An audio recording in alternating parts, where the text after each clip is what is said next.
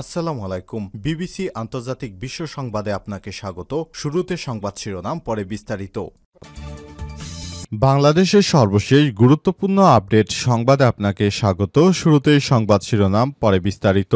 প্রথমেই জানাবো আমাদের হাতে থাকা সর্বশেষ গুরুত্বপূর্ণ সবথেকে তাজা আপডেট সংবাদ। চট্টগ্রামে গোলাগুলি ও হত্যার ঘটনায় গ্রেপ্তার ৬। চট্টগ্রাম নগরের বাইচিৎ থানাধীন চালিতাতলী এলাকায় গুলি চালিয়ে ২ জনকে হত্যা এবং রাউজানে প্রকাশ্যে গুলিবর্ষণ ও সংঘর্ষের ঘটনায় ৬ জনকে গ্রেপ্তার করেছে র্যাপিড অ্যাকশন ব্যাটালিয়ন র্যাব। আজ ৭ই নভেম্বর র্যাব ৭-এর সংবাদ সম্মেলনে বিষয়টি নিশ্চিত করা হয়েছে।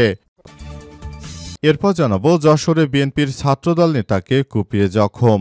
যশোরে মোহাম্মদ সোহানুর রহমান সোহান ২৫ নামের বিএনপির এক ছাত্রদল নেতাকে কুপিয়ে গুরুতর জখম করেছে দুর্বৃত্তরা।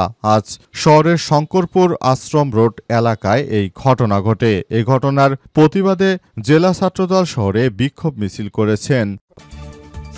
এদিকে বাংলাদেশ জামাত ইসলামের আমির বললেন, মানুষ কেমন বাংলাদেশ চায় তার রিহার্সেল হচ্ছে ছাত্র সংসদগুলোতে। জামাত ইসলামের আমির ড শফিকুর রহমান বলেছেন, আগামীতে দেশের মানুষ কেমন বাংলাদেশ দেখতে চায় তার রিহার্সেল হচ্ছে ছাত্র সংসদগুলোতে। আজ রাজধানী চীনমৈত্রী সম্মেলন কেন্দ্রে ইসলামী ছাত্র শিবির আয়োজিত ঢাবি চাবি রাবি ও চবি কেন্দ্র ছাত্র সংসদের নির্বাচিত প্রতিনিধিদের সংবর্ধনা অনুষ্ঠানে তিনি এসব কথা বলেছেন। জানাবো বাংলাদেশ বিরোধী তৎপরতা চালাতে দিল্লিতে আওয়ামী লীগের অফিস। ক্ষমতাচ্যুত প্রধানমন্ত্রী শেখ হাসিনার বিরুদ্ধে আন্তর্জাতিক অপরাধ ট্রাইব্যুনালে করা গণহত্যার মামলার রায় কবে হবে তা জানা যাবে ১৩ই নভেম্বর। দিনটিকে কেন্দ্র করে বড় ধরনের নাশকতা ও বিশৃঙ্খলের নীলনকশা এঁকেছে তার দল। কার্যক্রম নিষিদ্ধ আওয়ামী লীগ তাদের লক্ষ্য সহিংস পরিস্থিতি তৈরি করে বিচার কাজকে বাধাগ্রস্ত করা। এবং সর্বশেষ জানাবো বিএনপিতে যোগদান নিয়ে মুখ খুললেন মীর মুগ্ধর ভাই মীর স্নিগ্ধ। বাংলাদেশ জাতীয়তাবাদী দল বিএনপিতে যোগদান করেছেন জুলাই গণঅভ্যুত্থানে শহীদ মীর মাহফুজুর রহমান মুগ্ধর যমজ ভাই মীর মাহবুবুর রহমান স্নিগ্ধ। জুলাই শহীদ স্মৃতি ফাউন্ডেশনের সাধারণ সম্পাদক পদ ছেড়ে বিএনপিতে যোগদান নিয়ে ভালো মন্দ মিলে নানান মন্তব্য করেছেন। সেসব মন্তব্য নিয়ে মুখ খুলেছেন তিনি। এ বিষয়ে গুরুত্বপূর্ণ সংবাদ জানাবো, সঙ্গেই থাকুন। প্রিয় দর্শক, এতক্ষণ শুনছিলেন সংবাদ শিরোনাম, এবারে বিস্তারিত। তবে তার আগে বন্ধুরা অনুরোধ থাকবে এই সংবাদটিতে একটি লাইক দিন। এই চ্যানেলে আপনি নতুন হয়ে থাকলে আমাদের সংবাদটি দেখতে দেখতে চ্যানেলটি সাবস্ক্রাইব করে রাখুন। কমেন্ট করে বন্ধুরা আপনার মূল্যবান মতামত জানিয়ে দিন আপনি বিশ্বের কোন দেশ থেকে বা বাংলাদেশের কোন স্থান থেকে আমাদের সংবাদটি দেখছেন এবং শুনছেন। আর বন্ধুরা সংবাদটি আপনার সোশ্যাল মিডিয়া ফেসবুকে শেয়ার করে বন্ধুদেরও জানার সুযোগ করে দিন। এবারে বিস্তারিত। চট্টগ্রামে গোলাগুলি ও হত্যার ঘটনায় গ্রেপ্তার ৬। চট্টগ্রাম নগরের বাইজিৎ থানাধীন চালিতাতলী এলাকায় গুলি করে বিএনপির সমাবেশকে লক্ষ্য করে গুলি করে বিএনপির মনোনয়নপ্রত্যাশী আহত হয় এবং এই ঘটনায় ২ জনকে হত্যা ও রাউজানে প্রকাশ্যে গুলিবর্ষণ ও সংঘবদ্ধ সংঘর্ষের পর ৬ জনকে গ্রেপ্তার করেছে র্যাপিড অ্যাকশন ব্যাটালিয়ন র্যাব। র্যাবের পক্ষ থেকে বলা হয়েছে, দেশের মধ্যে যেই নাশকতা কর্মকাণ্ড করতে যাবে তাদেরকেই আমরা আটক করব। গ্রেপ্তারকৃতরা হলেন ইশতিয়াক চৌধুরী ওরফে অভি, আলাউদ্দিন, হেলাল জ্যাকি, জনি এবং রাজ। আজ বৃহস্পতিবার ৬ নভেম্বর পৃথকভাবে অভিযান চালিয়ে র্যাব ৭ এর অভিযানিক দল তাদেরকে আটক করেছে। ৭ই নভেম্বর র্যাবের সদস্যরা ব্রিফিংয়ে সব তথ্য নিশ্চিত করে র্যাব জানিয়েছে, যে বা যারাই সন্ত্রাসী কর্মকাণ্ড করার চেষ্টা করবে তাদের বিরুদ্ধে আমরা আটক করব।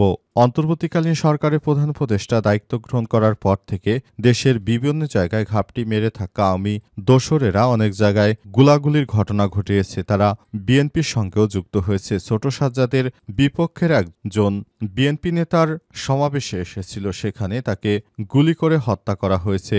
এই ঘটনায় প্রথম জামাত ইসলামকে দায় দিতে গিয়েছিল বিএনপি, কিন্তু বিএনপির নেতাকে যখন জিজ্ঞাসা করা হলো আপনার সমাবেশে এই শীর্ষ সন্ত্রাসীরা কি করে, কিন্তু তিনি কোনো সদুত্তর দিতে পারেননি। এরপরই সারা দেশের মানুষ নড়ে চড়ে বসে, অর্থাৎ বিএনপি যার একটি সন্ত্রাসী দল সেটি মানুষের কাছে এখন পরিষ্কার হয়ে যাচ্ছে। এই সন্ত্রাসী সংগঠনকে আসলে এদেশের মানুষ আর ভোট দেবে না বলে মনে করে বাংলাদেশ জামাত ইসলাম। কোনো চাঁদাবাজ, রাহাজানিকারক এবং সন্ত্রাসী কর্মকাণ্ডের সঙ্গে যে দলের সম্পৃক্ততা রয়েছে, আগামীর নতুন বাংলাদেশে তাদেরকে কেউ ভোট দেবে না।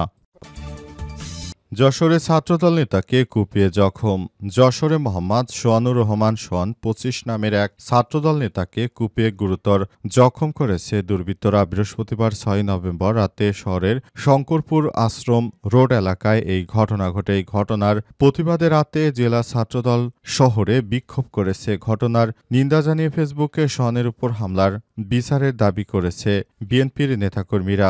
যশোর ৩ আসনে বিএনপির মনোনীত প্রার্থী আনন্দ ইসলাম অমিত। কোতোয়ালি থানা পুলিশ জানিয়েছে, রাতে আশ্রম রোডে জনৈক তুহিন ভাঙাড়ির দোকানের সামনে বসেছিলেন সোয়ানুর রহমানের সময় পূর্বশত্রুতার জেরে স্থানীয় যুবক রাতিন ২১ চাকু দিয়ে তাকে উপচর্যপরি আক্রমণ করে সোয়ানের পেটের নিচের অংশ উভয় পাশে রক্তাক্ত জখম হয়। পরে তার সঙ্গীরা দ্রুত তাকে উদ্ধার করে যশোর সদর হাসপাতালের পুরুষ সার্জারি ওয়ার্ডে ভর্তি করেন। বর্তমানে সেখানে চিকিৎসাধীন আছেন আহত সোহান যশোর সিটি কলেজ শাখা ছাত্রদলের সভাপতি ও বারান্দিপাড়া এলাকার মশিউর রহমানের ছেলে। কোতোয়ালি মডেল থানার অফিসার ইনচার্জ আবুল হাসনাত খান জানান, হামলাকারীকে শনাক্ত করা হয়েছে এবং আইনগত ব্যবস্থা প্রক্রিয়াধীন রয়েছে। অন্তর্বর্তীকালীন সরকারের প্রধান উপদেষ্টা দায়িত্ব গ্রহণের পর অনেক জায়গায় মানুষ সমস্যার সম্মুখীন হচ্ছে, তবে সবকিছু শক্তভাবে তারা হ্যান্ডেল করার চেষ্টা করছে এবং সরকার চাইছে বিষয়গুলো খুবই দ্রুততার সঙ্গে নিষ্পত্তি করতে। জামাতের আমির বললেন, মানুষ কেমন বাংলাদেশ চায় তার রিহার্সেল হচ্ছে ছাত্র সংসদগুলোতে।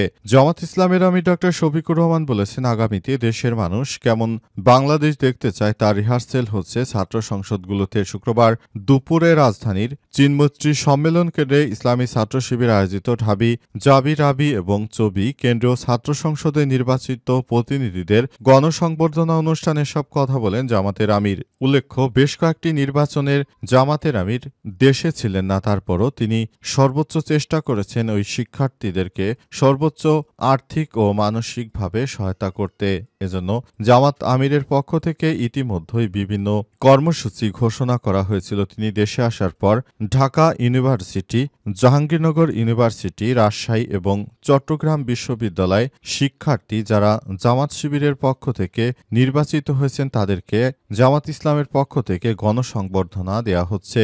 গণসংবর্ধনা দিয়ে তাদেরকে বাংলাদেশটা যেন তারা আগামীতে আরো সুন্দরভাবে সাজাতে পারে, এজন্য তাদেরকে এই নির্বাচনে অংশগ্রহণ করার ব্যাপারে বাংলাদেশ জামাত ইসলামের পক্ষ থেকে সহায়তা করা হচ্ছে এবং নতুন বাংলাদেশ গড়ে তোলার জন্য বাংলাদেশ জামাত ইসলামের পক্ষ থেকে তাদেরকে সহায়তা করা হচ্ছে। তারা এবারের নির্বাচনে তারা এমপি মন্ত্রী হিসেবে যেন সংসদে যেতে পারে, সেজন্য জামাত ইসলামের পক্ষ থেকে তাদেরকে নমিনেশন দেয়া হবে।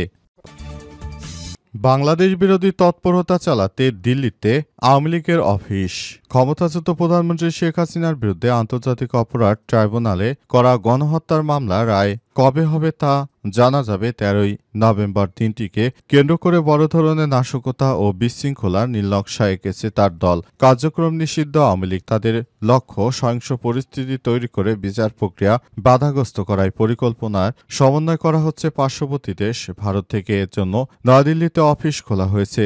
নিরাপত্তা সংশ্লিষ্ট সূত্র থেকে জানা গেছে, ঢাকায় নাশকতার পরিকল্পনার মূল সমন্বয়ক হিসেবে দায়িত্ব পালন করছে ভারতের পলাতক সাবেক স্বরাষ্ট্রমন্ত্রী আসাদুজ্জামান খান কামালকে। তাকে কৌশলগত সব সহযোগিতা দেওয়ার জন্য দায়িত্ব দেওয়া হয়েছে সাবেক এসবি সাবেক প্রধান, ভারতের পলাতক পুলিশের অতিরিক্ত আইজিপি মনিরুল ইসলাম এবং ডিএমপির পলাতক কমিশনার হাবিবুর রহমানকে। এসএসএফ এর সাবেক ডিজি ও সাবেক কিউএমজি লেফটেন্যান্ট জেনারেল অবসরপ্রাপ্ত মুজিবুর রহমান সহ একাধিক সেনা কর্মকর্তা এই প্রক্রিয়ায় যুক্ত রয়েছেন। সূত্র আরও জানিয়েছে, তাদের সঙ্গে সমন্বয় করে ঢাকায় অস্থিরতা তৈরির মিশন বাস্তবায়নের প্রস্তুতি নিচ্ছে পলাতক সাবেক ছাত্রলীগ সভাপতি লিয়াকত শিকদার, গাজীপুর সাবেক মেয়র জাহাঙ্গীর আলম এবং যুবলীগের নেতা ইসমাইল চৌধুরী সম্রাট ওরফে ক্যাসিনো সম্রাটের লক্ষ্যে দেশের প্রত্যন্ত অঞ্চল থেকে বাছাইকৃত নেতাকর্মীদেরকে তারা ঢাকা এনে তারপর সারা দেশ জুড়ে নাশকতার ছক কষছে।